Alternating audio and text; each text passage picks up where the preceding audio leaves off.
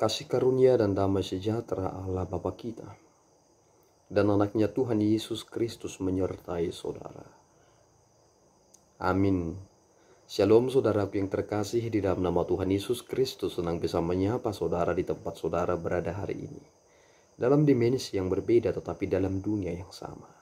Sebagai insan yang diciptakan untuk Tuhan, sebelum melakukan rangkaian aktivitas kita pada hari ini, marilah kita mengawalinya dengan mendengarkan firman Tuhan. Firman Tuhan untuk kita pada hari ini tertulis di dalam kitab Zakaria pasal yang kedua, ayatnya yang ke-8. Demikian pembacaan firman Tuhan.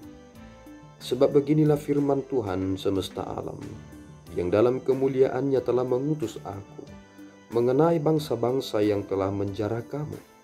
Sebab siapa yang menjamah kamu, berarti menjamah biji matanya. Demikian pembacaan firman Tuhan. Saudaraku yang terkasih, nats ini begitu dahsyat, menyatakan bagaimana Tuhan menegaskan akan masa depan. Tentu bangsa Israel dapat berputus asa karena mereka terbuang ke pembuangan di Babilonia selama 70 tahun. Tetapi ternyata Nabi Zakaria telah melihat bahwasanya Allah merencanakan hal yang lebih dahsyat lagi. Dan inilah sesuatu hal yang istimewa yang Tuhan berikan kepada bangsanya. Pemilihan itu adalah otoritas Allah. Karya keselamatan itu juga adalah bagian dari karya otoritas dirinya sendiri. Dan kemudian ketika Zakaria melihat hal ini, bagaimana Yerusalem, Sion, bagaimana Allah akan merebut kembali Yehuda, ini menjadi sesuatu hal yang menjadi sangat istimewa dan menarik untuk kita perbincangkan. Sebab bagaimana mungkin Allah berkata hal yang demikian kepada bangsa ini? Barang siapa yang menjamah kamu, berarti menjamah biji matanya. Bukankah ketika kita mencoba merenungkan ini, betapa Tuhan sangat murka ketika seseorang itu menghancurkan apa yang Tuhan telah tetapkan. Dan ketika kita melihat kepada pribadi Yesus Kristus, ini berbicara kepada suatu bangsa. Tetapi ketika kita melihat kepada pribadi Yesus Kristus, betapa mengerikannya. Jika seseorang itu telah menjual Yesus, jika seseorang itu menyalibkan Yesus, jika seseorang itu membunuh Yesus, dan itu mengapa Yesus Kristus dengan begitu tegas berkata, supaya kita tidak menyangkal dia. Sebab Allah itu adalah Allah yang Maha Kuasa. Itu mengapa dia disebut Allah yang benar-benar setia karena mengikatkan perjanjiannya kepada umat manusia. Perjalanan peradaban sejarah manusia telah menunjukkan bagaimana cinta kasih Allah itu yang tetap setia. Ia senantiasa menuntun, memelihara, memberikan yang terbaik kepada umat manusia, bahkan menyatakan kemurahan hatinya lewat keselamatan di dalam diri Yesus Kristus. Bukankah ini begitu dahsyat yang kita terima ini? Sehingga mengapa kita lebih banyak mempersoalkan ke mulut persoalan-persoalan yang bersifat ekonomis, persoalan yang bersifat fisik jasmani? Mengapa kita tidak melihat bahwasanya kita ini sebagai miliknya, dan itu adalah hal yang khusus, dan itu sebenarnya yang terpenting. Hal yang umum berbeda dengan hal yang khusus. Jika dikatakan sebagai orang-orang yang dikuduskan, berarti ada yang telah ditetapkan dan dikhususkan. Mengapa ini tidak menjadi kebahagiaan saudara? Ketika Tuhan telah menyatakan kemurahan hatinya kepada saudara, bahkan tidak ada siapapun yang akan dapat menggugat itu, karena kita telah berada di dalam perjanjian yang kekal itu. Jika bangsa Israel telah menerima ini karena mereka terikat perjanjian dengan Allah, Tuhan tidak ingin bangsa ini lenyap. Bahkan siapa yang berusaha untuk melenyapkannya, Tuhan berperkara kepada mereka. Karena itu pernah terjadi dalam kitab Ester, dan itu berulang-ulang kali terjadi. Dan Tuhan berperkara tentang masalah itu.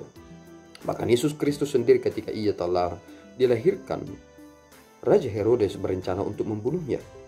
Itu mengapa di balik pembunuhan, di sana iblis telah bekerja. Tuhan telah menyatakan bahwasanya Tuhan menjaga dan melindunginya, melindungi bangsa Israel sehingga mereka tidak lenyap. Mengapa ini tidak menjadi kebahagiaan kita, Bapak Ibu? Mengapa kita selalu saja dapat diombang-ambingkan dengan segala carut-marut kehidupan ini, membuat kita menjadi takut dan gelisah. Padahal kita mendapatkan hal yang khusus ini, kita telah menerima anugerah yang besar ini, bahwasanya barang siapa yang menjamah kamu, berarti menjamah biji matanya. Sungguh, gereja ini adalah milik Tuhan, bahwasanya kita adalah gereja yang terus bergerak. Kita ini adalah gereja yang dinamis itu, bukan lagi bangunannya. Bangunan itu bisa hancur, tetapi kita ini adalah miliknya. Kita hadir untuk menyatakan kerajaan Allah dalam dunia ini. Dalam kerangka membangun kerajaan itu, kita harus memiliki jiwa yang patriotik, bahwasanya kita senantiasa disertai oleh Tuhan dalam menjalankan misi yang luar biasa ini. Sebab jika Tuhan berkenan memakai saudara sebagai bagian dari rencananya, itu adalah keistimewaan yang tidak akan dapat tergantikan. Mari saudaraku, tetaplah hidup di dalam perenungan ini, sebab Tuhan semesta alam dalam kemuliaannya telah menyatakan kemurah hatiannya kepada kita, sebab kita telah dilindungi meskipun dalam pembuangan, senantiasa diberkati, senantiasa dijaga, dan tidak diizinkan binasa. Tuhan Yesus memberkati kita berdoa. Ya Tuhan, kami bersyukur atas berkat-Mu. Terima kasih Bapa. Engkau Allah yang setia, yang menyatakan kemurahan hati-Mu kepada kami.